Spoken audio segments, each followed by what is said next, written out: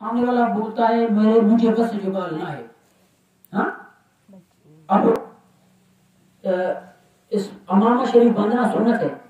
अगर मैं ना 7 मीटर का अमामा बांधूंगा और गलोच वाला, जैसे बिरोई हमारे बांधते हैं ना, बिरोई डे पे गलोच डे पे, अगर वो अमामा बांधूंगा तो वो कोई भी नहीं बांधेगा। मुझे ही बोलेगा यार ये इतना 15 किलो का इसने सर पे बांधा हुआ है, क्या ये इस्लाम है? क्या मेरे प्यारे दोस्तों, इस्लाम ये नहीं है। इस्लाम ये है कि सिंपल सा आप अमामा शरीफ बांध सकते हैं।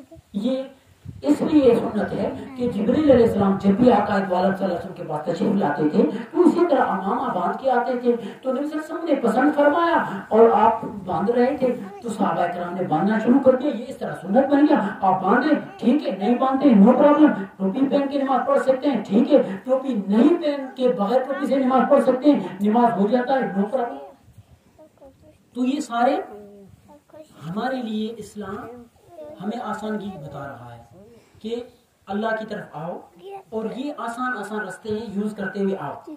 लेकिन हम जैसे पेटू मुल्ला, हम जैसे बिकाऊ मौलवी, तो फिर हम इस तरह बयान करते हैं कि सामना 1 एकड़ पर बिठवा ना, वो 1 कट्ठा दूर चला जाएगा, बोलेगा बाबा 5 गज जी गालना है। तो इसलिए कोशिश करो। मेरा ये तमाम बातें करने का मकसद ये नहीं है कि सारे मौलवी मेरी तरह है, नहीं, अल्हम्दुलिल्लाह सब अच्छे हैं। लेकिन आपको बावर कराना ये है कि आप खुद तो कुरान की तरफ आए, आप खुद नबी सल्लल्लाहु अलैहि वसल्लम की तरफ आए, आप नबी सल्लल्लाहु अलैहि वसल्लम की सुन्नतें खुद पढ़े, आप खुद हिस्ट्री पढ़े, तो आप लोगों को मजा आ जाएगा।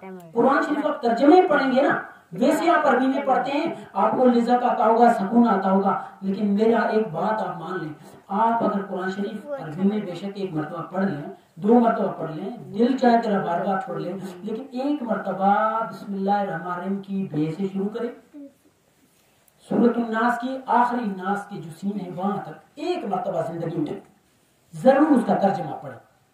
बेशक तर्जमा